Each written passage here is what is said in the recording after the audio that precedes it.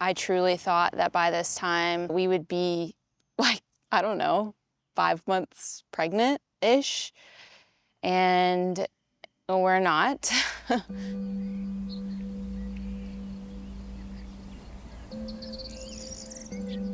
Hello, welcome to my backyard. You can see Kyrie here, she has her donut on. She has really bad skin allergies, and so she's been kind of struggling and she won't stop chewing at her skin. We had to get her this little donut, or rather, a very large donut. I'm gonna take them inside because they're gonna be a real distraction back here. Got myself a Waterloo, nice and cold.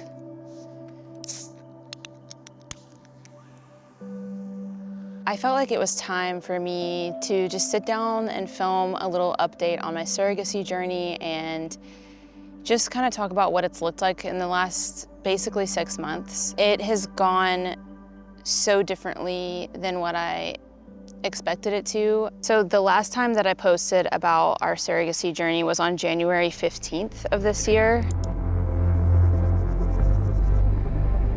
Growing up, you don't know what your journey to parenthood will look like. You have no reason to think about it. I was 17 when I was told I will never have the option to carry my own child. And it didn't really bother me back then. But this isn't a sad story.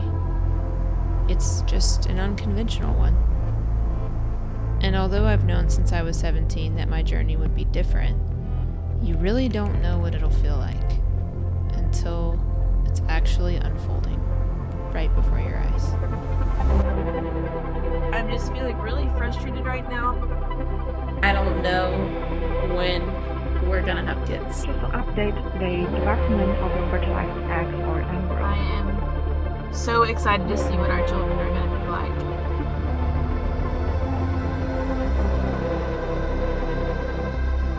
We're here at the airport. I'll let you know when I hear back from them.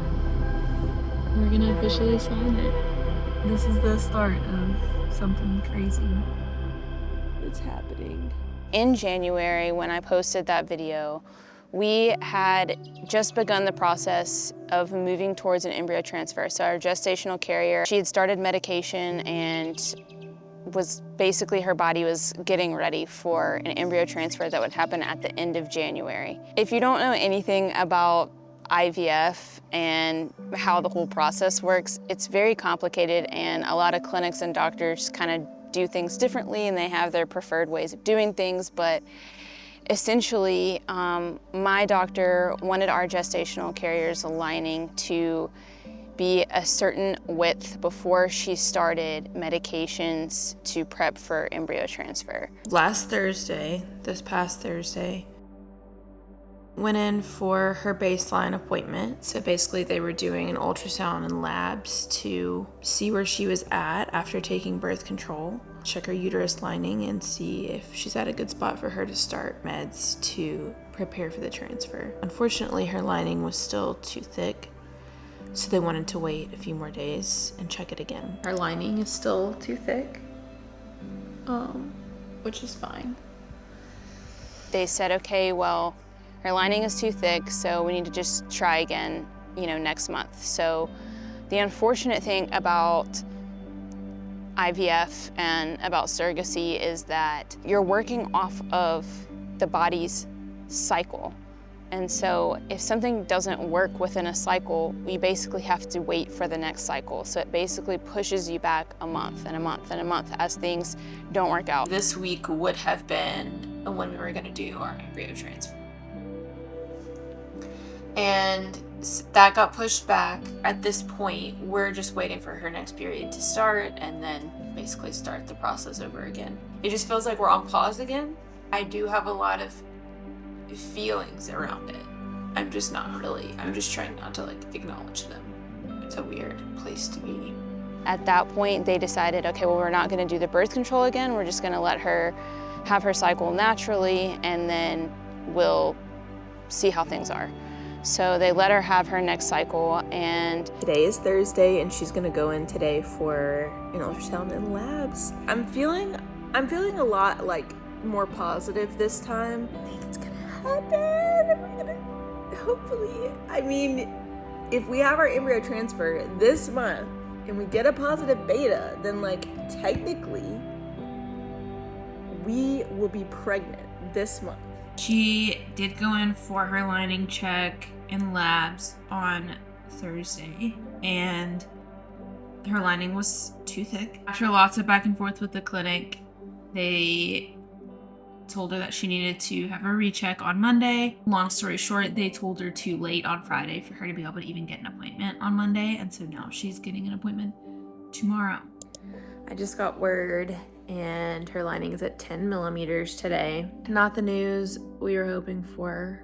The clinic asked for her to be rechecked today, and she's going in a couple of hours to get her lining rechecked. And I am just believing for good news. They were basically going to like push it to the next cycle, and we were like, hold on, is there not anything that can be done to kind of salvage this cycle rather than us just being pushed back a whole month? And so they decided to try progesterone. Essentially, the drug was meant to help shed more of that lining. Her lining is still just too thick. Okay. We'll reach out to you next week after he's kind of given us a treatment plan. The long story short is there's something odd going on with her today. Still very thick. It's 13 millimeters. Mm-hmm. Her estrogen level is high.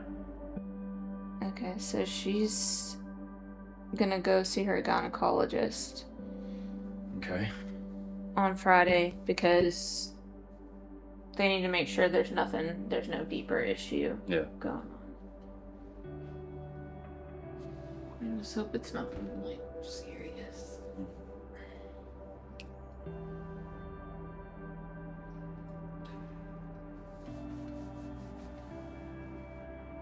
They thought maybe it's just from the hormones, maybe it's just from the birth control and everything, like it's kind of got her cycle all out of whack. We basically decided, okay, well, let's just let her body rest, and then we'll take April and May off and we won't do anything. And then at the end of May or the beginning of June, whenever she starts her cycle, we'll do a baseline ultrasound again and see how her lining looks. It actually was in May that whenever she started her cycle, she went in for an ultrasound to see after she basically had taken 2 cycles off.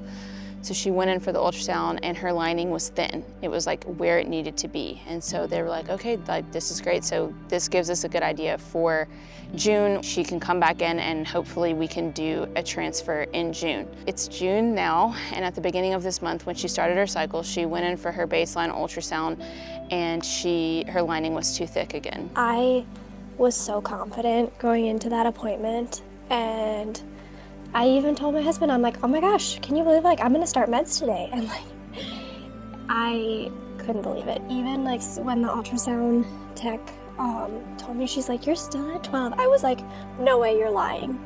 At this point now, they are going to try a Lupron protocol. So that's another type of drug that will essentially help her shed more lining. Hopefully her lining will thin out and will allow us to actually start the meds to prep for transfer at the end of July. This process has been just, I don't know. You don't know what to expect when you're going into it. Part of me, I feel like I was mentally preparing for the stop and go and for things to not go smoothly, but it was so smooth last year, you know, starting the process, signing on with our agency, getting matched with our surrogate, and then going through psych and medical and then legal, like everything happened pretty timely and pretty quickly. And I mean, definitely just being matched so soon was completely insane. Like that doesn't happen. Our agency told us we would probably match within 12 to 15 months, that's average. And we matched within a month of signing. Like that's insane. I just truly believe that God placed this woman in our lives and we align so much, and she's just an incredible person. And I mean, truly anyone who is willing to put their body through this so that someone else can have their child, like that takes a crazy amount of courage and just sacrificial love, and not just anyone is capable of doing that and giving that to someone. Regardless of how things turn out, you know, I still think that we met for a reason, and I still think that we were matched together for a reason. So I think my biggest fear, though, is just having to start over again and having to match again. This has been our second time starting the surrogacy process with someone. We really want this to work. We want it to work so bad. Every month is a roller coaster, because it'll be like the start of the month, I'm so positive and so hopeful and feeling so good and like excited, like we could be doing an embryo transfer at the end of this month, and then we could essentially be pregnant at the end of this month. That could be a reality for us. And of course that's still so early, and like you don't know how things are going to pan out, but still it's just the idea of like that process happening and there actually being like progress in our journey and not being stuck in a standstill, which is what infertility kind of just feels like in general. And so any kind of like movement and like step forward is so exciting. And so as we've gone through it, it's just been like each month, start of the month, feeling so good, feeling so excited to be taking this step forward, and then getting a phone call that just absolutely like crushes all of that. I am an optimist, and so I'm always going to choose to be hopeful and just put my faith in God and believe like this can happen. A miracle can happen for us. And I know that it still can, even when we're crushed and let down. I don't lose all hope, but it is hard to like be an optimist and to like go into each month with like full optimism, and then it's as simple as a text or a phone call that can just be like a punch in the gut. Like it just hurts every time. When you like scale back a little bit and you like zoom out, you're like, okay, well it's just 1 month. Like it's just 1 month setback, right? Next month could work and everything could go great. But I think as that continually has happened over the last few months, that's what's been really hard. It just makes you ask why, you know, like why is this happening? I feel like I covered everything, and this is truly just a therapeutic talk session for me. And I mean, yes, it's an update, but also I just think it's so good for me to sit down and like verbally get everything out of my head. It's complicated. Sometimes I'm not really good at being vulnerable, and I hate crying in front of people, and it's always happening in the background. You can't get away from it, and it's so big. It's such a big deal, but like you have to continue to live. Your life isn't on pause, even though you're carrying this massive weight on your shoulders, you know? It's just a day-by-day process, and it's something that I have to continually surrender to the Lord, and I have to remember that He is so faithful. He has been so faithful to me throughout my life, since the moment that I found out I wouldn't be able to have kids to now. Like, I just know that this is a story that is going to end in a miracle, and it may not be what I expected, or when I expected, or how I expected. In fact, it most likely will not be. I don't think that I would understand what it means to have a relationship with God and to truly lean on Him for strength if I didn't experience extreme weakness. I'm a very self-reliant person. I'm very driven. I'm a big dreamer. I am pretty independent just with my personality. I think I needed to and need to experience brokenness in order to experience freedom in my relationship with Christ. Like, I have to go through brokenness to experience strength that can only come from the Lord, and that isn't like human strength. I don't know how people face infertility without a relationship with the Lord and being able to draw on that strength, because I couldn't do it without the Lord.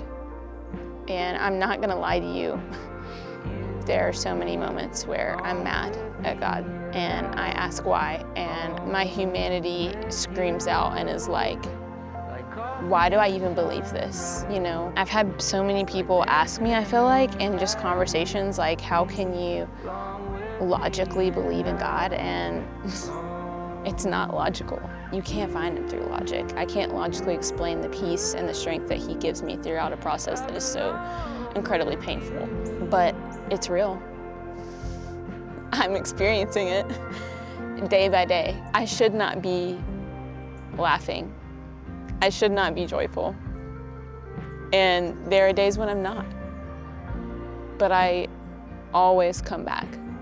And I always experience him again. I experience that peace that only he can give. And then I'm like, okay, I can do this another day. I can. God is sustaining us, and I think that he shows his character through our most painful moments. I just feel like we can get a clear picture of him if we learn how to depend on him in our pain. Thanks for coming to my TED Talk and listening to me recap all of this and listening to me vent. And if you pray that God's will is done. And pray that he uses all of this for whatever purposes he has for it. We'll see what happens together.